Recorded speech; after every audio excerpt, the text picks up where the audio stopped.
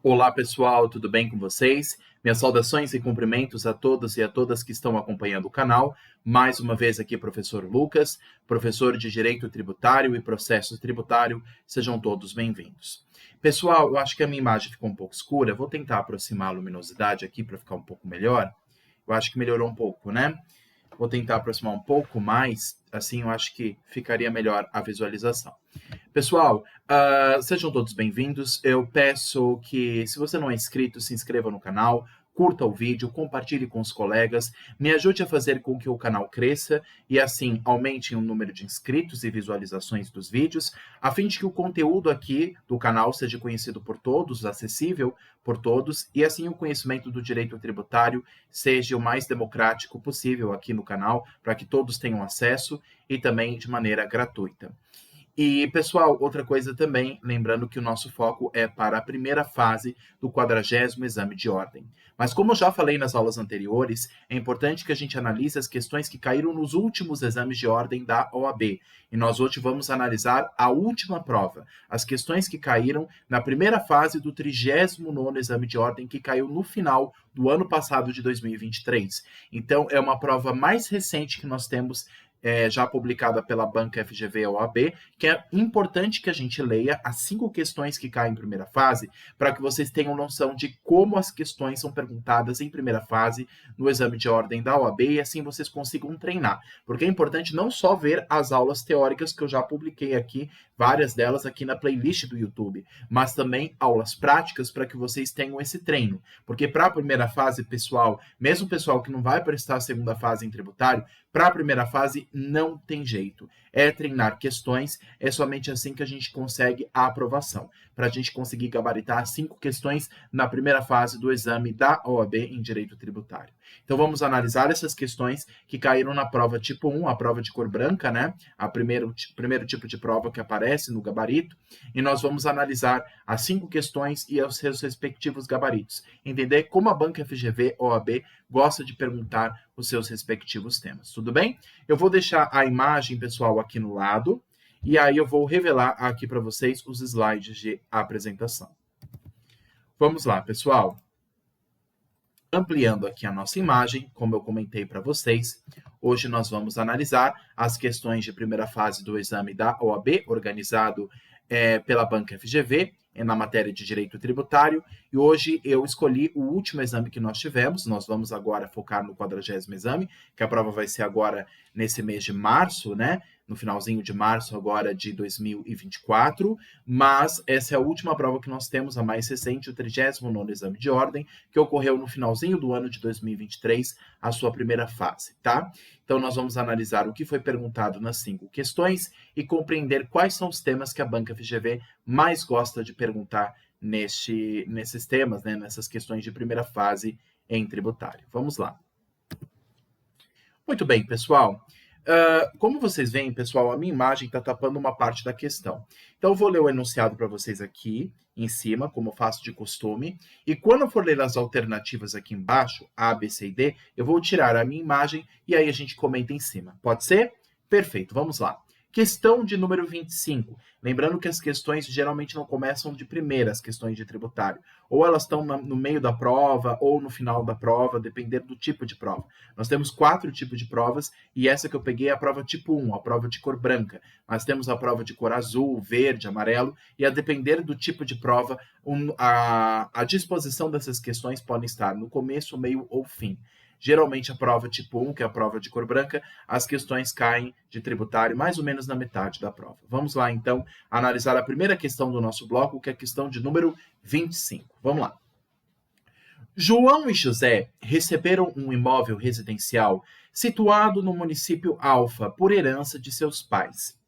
Em janeiro de 2017, com autorização de José, menor de idade, seu irmão e tutor João, maior de idade, assina como único locador um contrato de aluguel do referido imóvel com Joaquim, com prazo determinado de 3 anos, constando cláusula expressa de que o locatário será o único responsável pelo pagamento de todos os impostos e taxas do imóvel locado, exonerando o locador de tal obrigação. Em dezembro de 2021, João e José são surpreendidos com uma ação de execução fiscal movida em face de ambos pelo município Alfa para a cobrança do IPTU do imóvel locado referido a todo o exercício financeiro, a todo o exercício fiscal de 2018.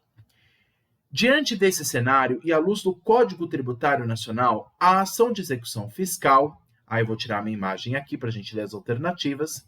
Essa ação de execução fiscal, alternativa A, somente poderá ter sido ajuizada em face de Joaquim, o único devedor de IPTU, conforme cláusula expressa contratual. B, somente poderia ter sido ajuizada em face de João, único que figurou no contrato como locador e dotado de capacidade tributária e processual. C, foi corretamente ajuizada, uma vez que João e José respondem pelo tributo devido, ainda que este último seja menor de idade. E D, não poderia ter sido ajuizada por já estar o crédito tributário prescrito. Pessoal, uma questão que eu considero muito importante, como nós já analisamos anteriormente. O que importa para nós no direito tributário não é o que a disposição do contrato disse. Então, se nós falamos de um contrato de locação de um imóvel, por exemplo, nesse contrato, né, de locação de imóvel, foi celebrado um acordo entre as partes, entre o locador e o locatário.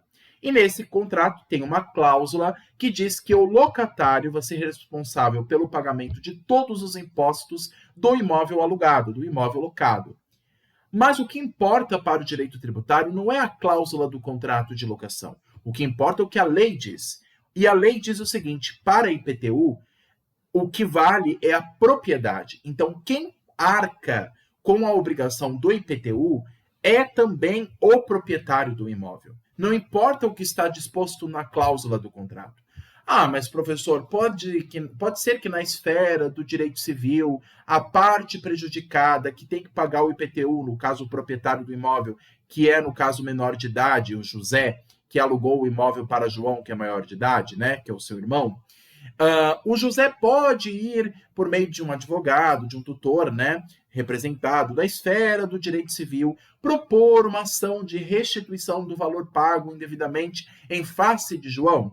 Ele pode exigir, na esfera do direito civil, que aquela cláusula do contrato que foi firmado entre as partes possa valer. Ele pode, lá na esfera do direito civil, exigir que a parte contrária pague o valor que ela deveria pagar. Ele pode, mas isso é lá no direito civil. Isso não nos interessa ao direito tributário. O que vale para o direito tributário e o que torna lei, o que torna obrigatório é o dispositivo legal. É a lei, é o princípio da legalidade que prevalece sobre todos os atos públicos, todos os atos administrativos, o que inclui os atos do direito tributário. Então, pessoal, não importa a cláusula. José e João, eles acabam arcando com esta obrigação.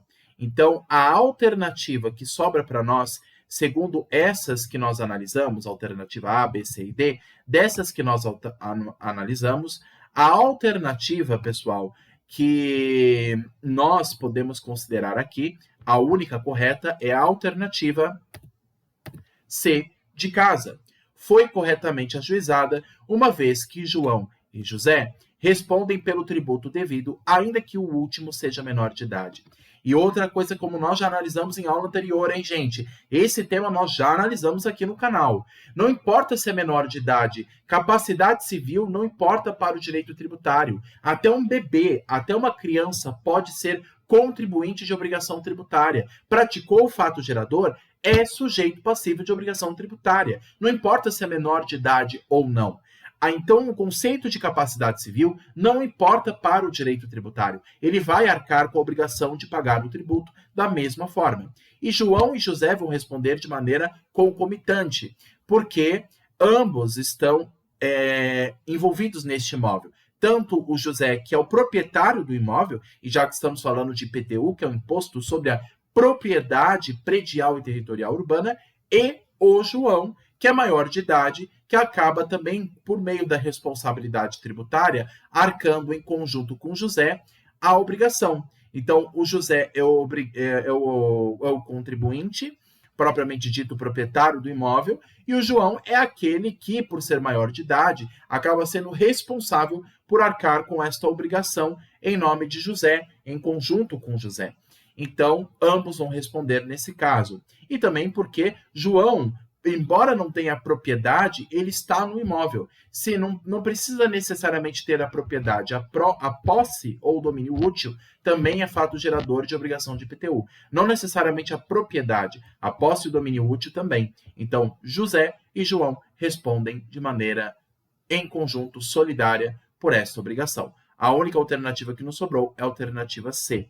Mas a alternativa B, por exemplo, por que ela está errada? Porque ela falou que, porque João é o único que figurou no contrato como locador e dotado de capacidade tributária e processual. É o que eu falei para vocês. Capacidade tributária não é a mesma coisa de capacidade civil.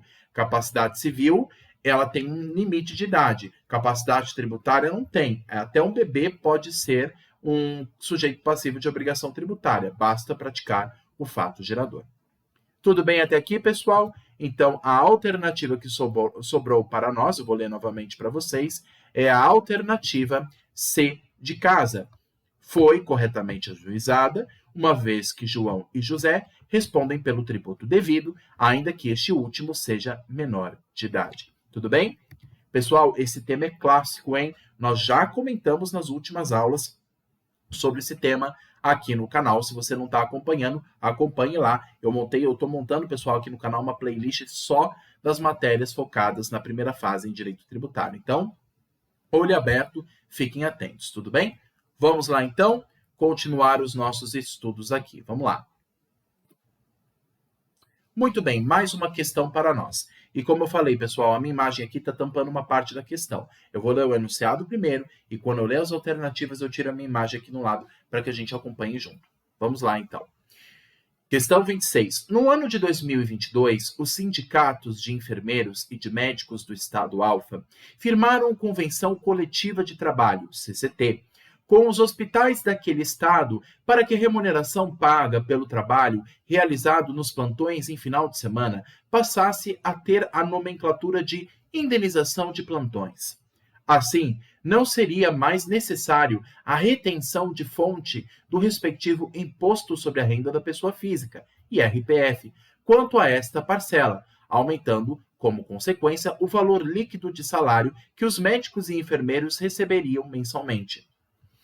O médico João, que sempre cumpriu corretamente suas obrigações tributárias, preocupado com o decidido naquela Convenção Coletiva de Trabalho, CCT, procura o seu advogado, você que está me ouvindo, ou advogada, para emitir um parecer sobre aquela situação. Diante desse cenário, e à luz do Código Tributário Nacional, assinale a alternativa correta. Nós temos 4 alternativas. A alternativa A diz o seguinte: em razão da natureza indenizatória que esta verba passou a ter, o Imposto de Renda da Pessoa Física, IRPF, não incide sobre tal parcela? Questão B. Embora tenha caráter indenizatório sobre tal parcela, não haverá incidência do Imposto de Renda da Pessoa Física, o IRPF, por se tratar de uma decisão tomada por Convenção Coletiva de Trabalho, CCT. Questão C. Uma vez que se trata de classificação de verbas estabelecidas por Convenção Coletiva de Trabalho, CCT, que tem força de lei, haverá hipótese de isenção tributária de imposto de renda da pessoa física, ao qual não se confunde com a não incidência? Está estranha nessa questão C. Questão D.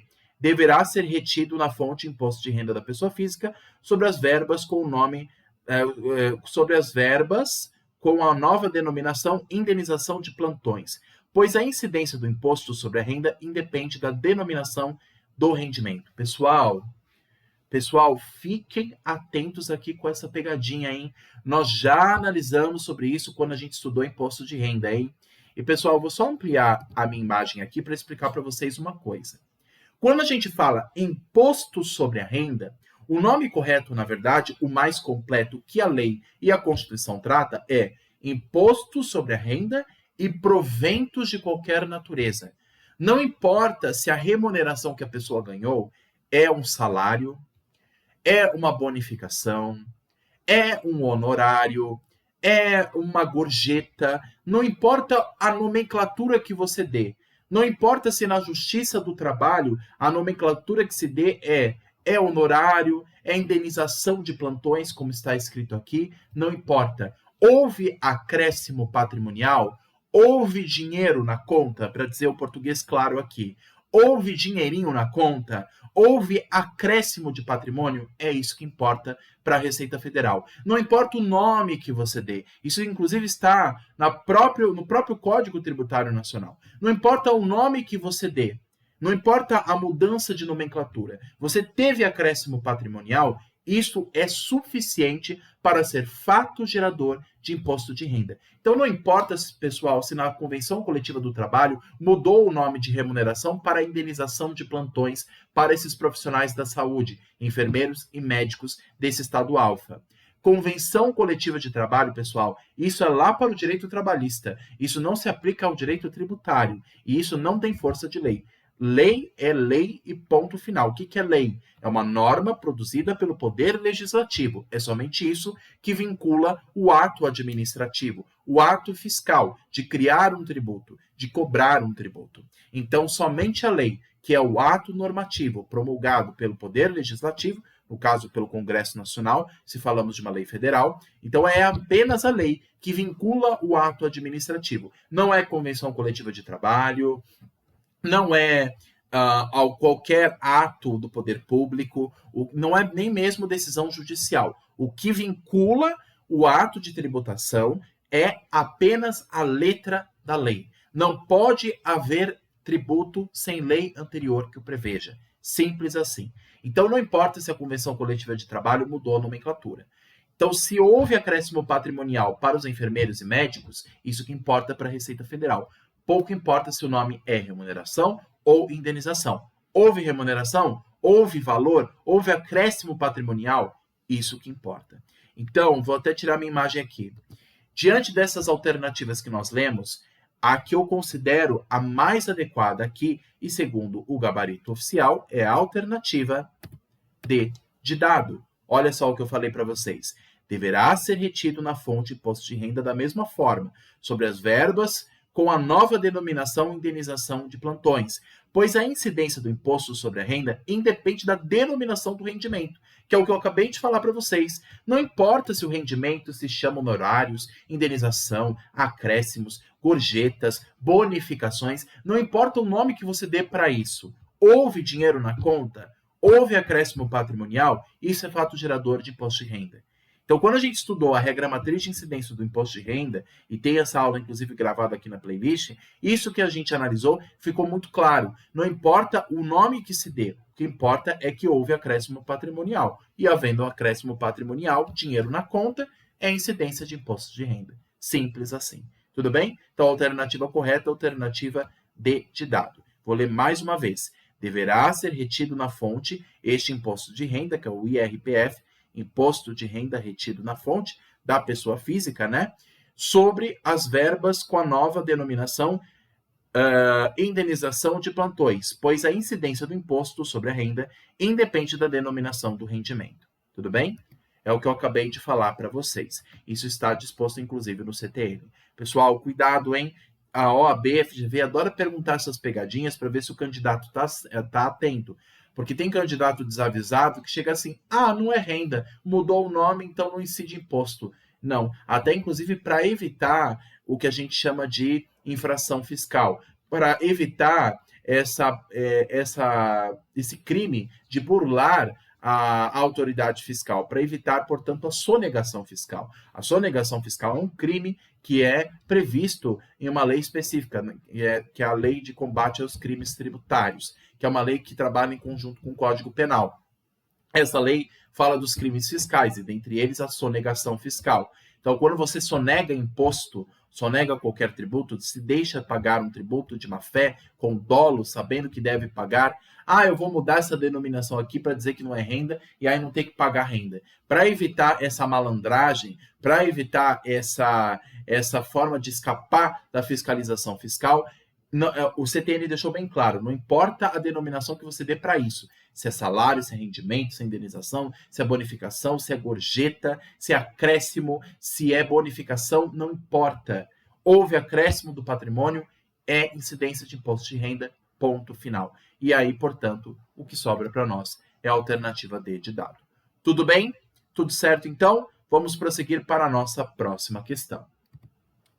Questão de número 27. Perfeito? Amassei aqui a questão. Agora vamos para a nossa próxima questão que caiu. E como de costume, vou ler o enunciado e depois vemos as alternativas. Vamos lá. Questão 27. Um grupo de empresários da área têxtil decidiu criar um sindicato de empregadores. Grava isso.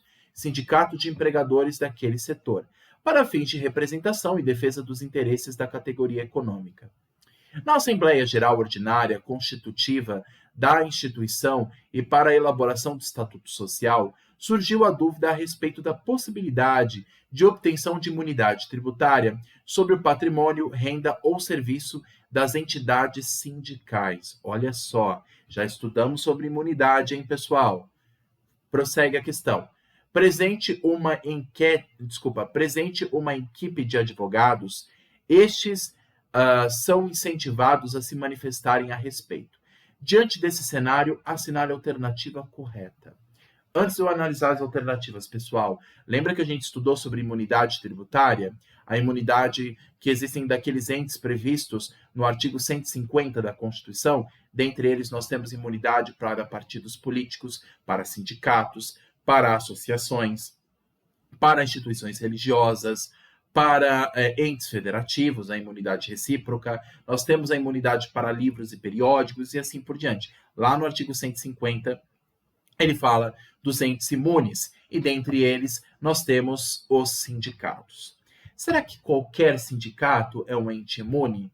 Ou será que é só uma possibilidade de sindicato? Porque nós temos dois tipos de sindicatos. Nós temos os sindicatos dos trabalhadores, aqueles que representam os empregados, aqueles que têm algum vínculo, alguma prestação de serviço a empresas, e nós temos os sindicatos dos empregadores, os sindicatos patronais, aqueles que representam as empresas, as pessoas que contratam outras empresas. Então, nós temos dois tipos de sindicatos, os sindicatos dos trabalhadores e os sindicatos patronais. Mas será que para ambos os sindicatos a Constituição garante a imunidade tributária? Vamos analisar a questão aqui. Vamos lá.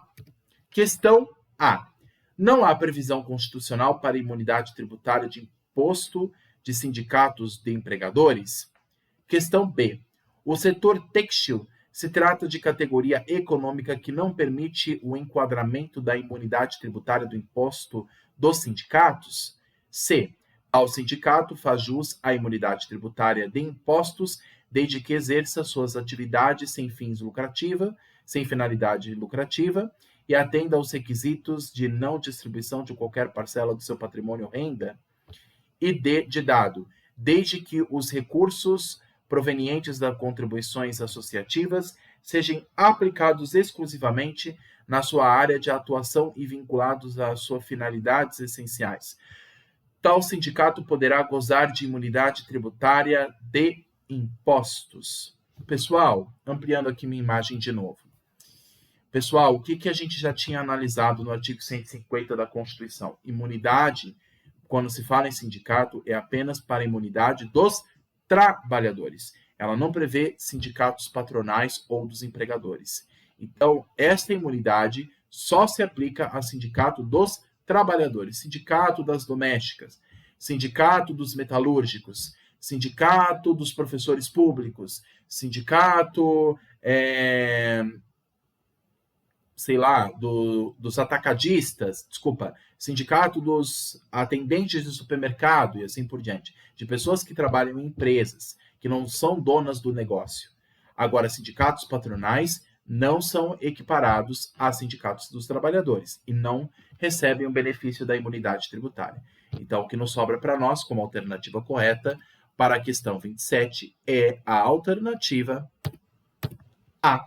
Não há previsão constitucional para a imunidade tributária de impostos de sindicato de empregadores. É o que eu acabei de falar para vocês. O sindicato é apenas para os trabalhadores, e não para sindicato dos patrões, sindicatos patronais, sindicato dos empregadores, não é beneficiado por esta imunidade prevista no artigo 150 da Constituição. Tudo bem? O que nos resta, portanto, como alternativa correta dessa questão é a alternativa A. Não há previsão constitucional para a imunidade tributária de impostos de sindicato dos empregadores.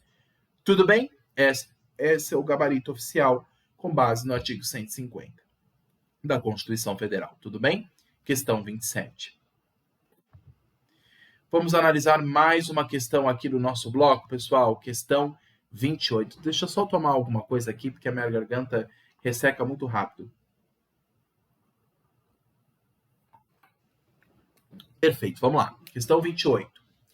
Diante da calamidade pública decretada pela União por força da pandemia da gripe 22XY, foi editado Lei Ordinária Federal número XX de 2022, no dia 1º de maio de 2022, estabelecendo sua vigência e eficácia imediata, instituindo empréstimo compulsório para atender às despesas extraordinárias na área sanitária para o enfrentamento da pandemia.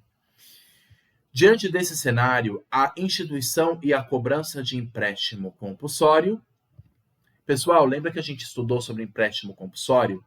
Empréstimo compulsório é para situações de calamidade pública ou em situações de grave ordem interna do país. Aí a União institui empréstimo compulsório que deverá ser pago pelos contribuintes, mas uma vez passado esse período de crise, como por exemplo crise sanitária, ele deve devolver o valor que uma vez arrecadou dos contribuintes. Por isso que ele é um empréstimo. Um empréstimo compulsório, ele é compulsório, deve ser pago, mas depois ele será devolvido pelo ente público. Tudo bem? E diante desse cenário de calamidade pública, como o ente público instituiu por meio de lei ordinária este empréstimo, aí que vem a questão. Será que isso está correto? Ele pode instituir por meio de lei ordinária o empréstimo compulsório? Será que está correta esta cobrança, as circunstâncias que a Constituição estabelece? Analisando as alternativas, diz o seguinte. Alternativa A. Podem ser feitas para cumprir os requisitos constitucionais, o requisito constitucional, de ser voltado a atender as despesas extraordinárias decorrentes de calamidade pública. B. São válidas por atenderem ao princípio da legalidade tributária. C. Desrespeitam o princípio da anterioridade tributária nonagesimal. E D. Viola a exigência de ser vinculada mediante lei complementar. Pessoal, é o que eu tinha falado para vocês. Lá no início da questão, lá no enunciado, o que ele está dizendo? A União instituiu por meio de lei ordinária o empréstimo compulsório. Pera lá. É por lei ordinária que se institui empréstimo compulsório? Não. É por meio de lei complementar. Então, a alternativa à questão, na verdade, está errada, no caso, o enunciado, a União não poderia ter instituído o empréstimo compulsório por meio de lei ordinária. Teria que ser por meio de lei complementar. O que sobra para nós como alternativa correta dessas quatro da questão 28, das alternativas A, B, C e D, o que nos sobra é a alternativa D de dado, é o que eu acabei de falar para vocês, violou a exigência de ser vinculada mediante lei complementar. É o que nós já falamos, inclusive. Pessoal, inclusive a gente estudou a diferença entre empréstimo compulsório e imposto extraordinário de guerra. São espécies distintas, embora ambas são cobradas pela União. E das diferenciações que a gente fez o imposto extraordinário de guerra, ele não precisa de lei complementar para ser instituído. Pode ser instituído até por mero ato do Poder Executivo Federal. Diferente do empréstimo compulsório. Aí depende de lei complementar, que deve ser aprovada pelo Congresso Nacional. Tudo bem? Não pode ser por meio de lei ordinária. E, portanto, o que sobra para nós, como correta alternativa D de dado, violou a exigência de ser veiculada mediante lei complementar. Tudo bem? Então, para instituir empréstimo compulsório, obrigatoriamente, segundo a Constituição, tem que ser por meio de lei complementar, que nos sobra a alternativa D de dado para a questão 28. Tudo bem? Tudo certo aqui, pessoal? Se tiverem dúvidas, deixem aqui nos comentários que eu vou esclarecendo vocês. Muito bem, nossa última questão, questão 29, aqui do nosso bloco do 39º exame, diz o seguinte: o Estado Alfa notificou o João, no dia 5 de maio de 2022, para, no prazo de 30 dias, pagar ou impugnar sua dívida de IPVA referente aos anos de 2020 e 2021. Este, por sua vez, quedou-se inerte e deixou transcorrer o referido prazo sem nada fazer. Logo em seguida, no dia 15 de junho de 2022, a Secretaria da Fazenda do Estado Alfa, nos termos da legislação, encaminhou a certidão de dívida ativa, CDA, devidamente inscrita em seus registros para o cartório de protesto de títulos locais, de títulos, que expediu intimação ao devedor para o pagamento da obrigação tributária, com os empréstimos legais e emolumentos cartorários. João, preocupado com as repercussões decorrentes do protesto extrajudicial da CDA, da certidão de dívida ativa em seu nome, sobretudo em relação aos órgãos de proteção ao crédito, como o Serasa e o Serviço de Proteção ao Crédito, SPC, consulta você como advogado ou advogada. Diante desse cenário, assinale a alternativa correta. Pessoal, só uma questão que eu queria falar para vocês. Quando se cobra um tributo e se constitui uma certidão de dívida ativa, a inscrição de certidão de dívida ativa, esta cobrança pode se dar tanto por via judicial, por meio de uma execução fiscal, que é regida pela Lei 6.830 de 80, ou por via administrativa, através do cartório de títulos públicos, do cartório de notas. Porque quando se cria essa CDA, essa certidão de dívida ativa, que sempre precede tanto o processo judicial de execução fiscal quanto o processo administrativo, essa CDA é um título executivo extrajudicial. É como se fosse um cheque, que se não for aceito, que se não for cumprido, ele pode ser executado na esfera administrativa. Aí eu protesto ele lá no tabelião de notas, no órgão público, que é o que aconteceu aqui no caso. Então, a Fazenda Pública, ao invés do Estado Alfa, ao invés de ter ido na esfera judicial, preferiu ir antes na esfera administrativa, no cartório, solicitar a execução deste crédito que não foi pago. Tudo bem? E diante desse cenário, assinale as alternativas corretas. Questão A. Tal protesto viola o sigilo fiscal do contribuinte e cria um dano ao seu nome, honra e imagem. B. Não pode se tratar de um ato de natureza tributária. Tal protesto será admissível apenas para a cobrança de dívida não tributária. C. Ao possuir previsão legal expressa, não se consubstanciando em uma sanção ilícita, o ato de protesto é válido. E D. Embora se admita tal protesto, não se autoriza a inserção do nome de João no cadastro de órgão de proteção ao crédito. A alternativa correta para nós, segundo o gabarito oficial, é a alternativa C, de casa. Ao possuir previsão legal expressa, não se consubstanciando em uma sanção ilícita, o ato do protesto é válido. Que é como eu falei para vocês, pessoal, o protesto é quando eu exijo, lá no tabelião de notas, o cumprimento de um título executivo extrajudicial, que pode ser, por exemplo, um cheque de banco, pode ser algum contrato firmado, ou mesmo uma CDA, uma certidão de dívida ativa, que antes deve ser inscrita, porque uma vez inscrita pela Procuradoria, do Estado, pelo órgão público, uma vez inscrita, ela se torna um título executivo que pode ser cobrado na esfera administrativa ou ser cobrado na esfera judicial, por meio da execução fiscal. Nesse caso, o Estado Alfa preferiu ir primeiro na esfera administrativa no cartório de protesto de títulos no Estado Alfa. Então, por conta disso, a atitude do Estado Alfa é legítima e, portanto, o ato de protesto é válido. Ao possuir previsão legal, então, como diz a questão C, ao possuir previsão legal expressa, não se consubstanciando em uma sanção ilícita, o ato de protesto é válido. Tudo bem? E aí, uma vez protestado, o tabelião dará um prazo para que o sujeito passivo cumpra com aquela obrigação e pague aquele valor que está sendo exigido. Tudo bem? Então, o que nos sobra para nós é a questão C de casa para a nossa última questão do bloco, que é a questão 29. Tudo bem? Para a questão 29, a alternativa correta C de casa. Tudo bem? Perfeito, pessoal.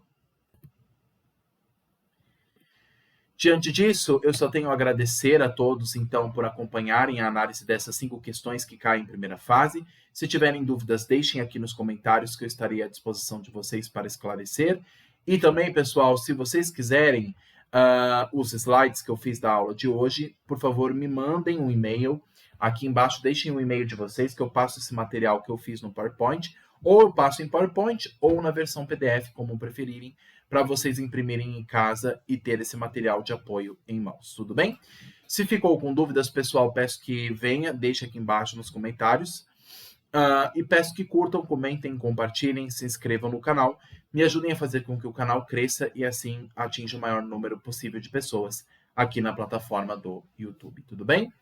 É isso, pessoal, vou tirar aqui os slides de apresentação, vou ampliar minha imagem e agradeço a todos pela atenção, peço que sempre acompanhem as aulas que eu posto aqui no canal e, pessoal, façam questões. Querem passar na primeira fase da OAB? Não existe outra forma senão estudo das aulas teóricas, estudo da legislação e estudo de questões. Fazer questões, fazer simulados é fundamental para vocês gabaritarem e conseguirem a aprovação nas matérias de direito, em especial de direito tributário. Tudo bem?